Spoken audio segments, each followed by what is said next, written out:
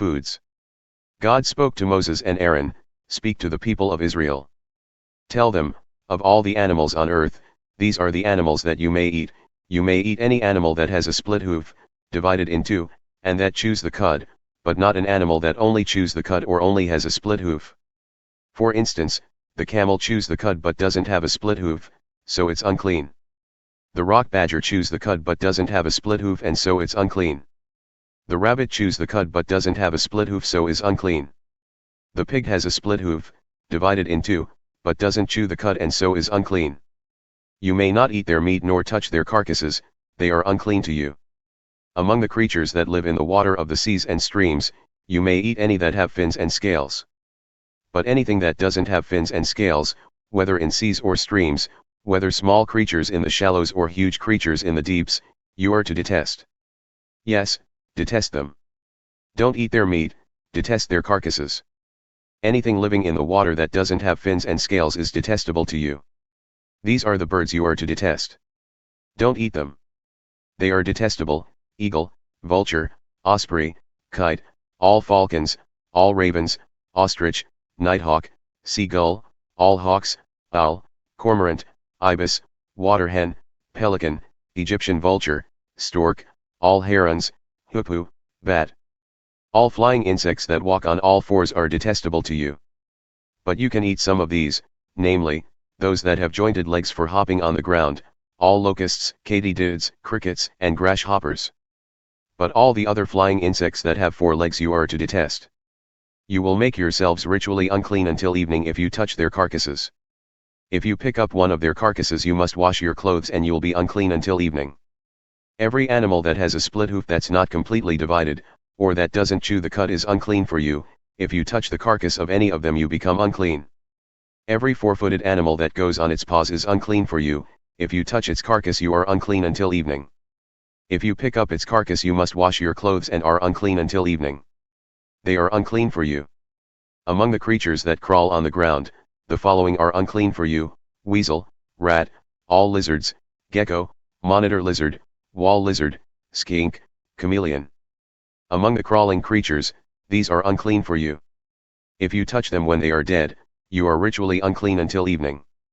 When one of them dies and falls on something, that becomes unclean no matter what it's used for, whether it's made of wood, cloth, hide, or sackcloth. Put it in the water, it's unclean until evening, and then it's clean. If one of these dead creatures falls into a clay pot, everything in the pot is unclean and you must break the pot. Any food that could be eaten but has water on it from such a pot is unclean, and any liquid that could be drunk from it is unclean. Anything that one of these carcasses falls on is unclean. An oven or cooking pot must be broken up, they're unclean and must be treated as unclean. A spring, though, or a cistern for collecting water remains clean, but if you touch one of these carcasses you're ritually unclean. If a carcass falls on any seeds that are to be planted, they remain clean. But if water has been put on the seed and a carcass falls on it, you must treat it as unclean. If an animal that you are permitted to eat dies, anyone who touches the carcass is ritually unclean until evening. If you eat some of the carcass you must wash your clothes and you are unclean until evening. If you pick up the carcass you must wash your clothes and are unclean until evening. Creatures that crawl on the ground are detestable and not to be eaten. Don't eat creatures that crawl on the ground, whether on their belly or on all fours or on many feet, they are detestable. Don't make yourselves unclean or be defiled by them, because I am your God. Make yourselves holy, for I am holy. Don't make yourselves ritually unclean by any creature that crawls on the ground. I am God who brought you up out of the land of Egypt. Be holy because I am holy. These are the instructions on animals, birds, fish, and creatures that crawl on the ground.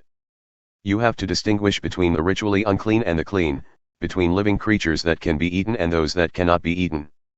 Childbirth. God spoke to Moses, "Tell the people of Israel, a woman who conceives and gives birth to a boy is ritually unclean for 7 days, the same as during her menstruation. On the 8th day circumcise the boy. The mother must stay home another 33 days for purification from her bleeding. She may not touch anything holy or enter the sanctuary until the days of her purification are complete. If she gives birth to a girl, she is unclean for 14 days, the same as during her menstruation. She must stay home for 66 days for purification from her bleeding. When the days for her purification for either a boy or a girl are complete, she will bring a yearling lamb for a whole burnt offering and a pigeon or dove for an absolution offering to the priest at the entrance of the tent of meeting. He will offer it to God and make atonement for her. She is then clean from her flow of blood. These are the instructions for a woman who gives birth to either a boy or a girl. If she can't afford a lamb, she can bring 2 doves or 2 pigeons, one for the whole burnt offering and one for the absolution offering. The priest will make atonement for her and she will be clean.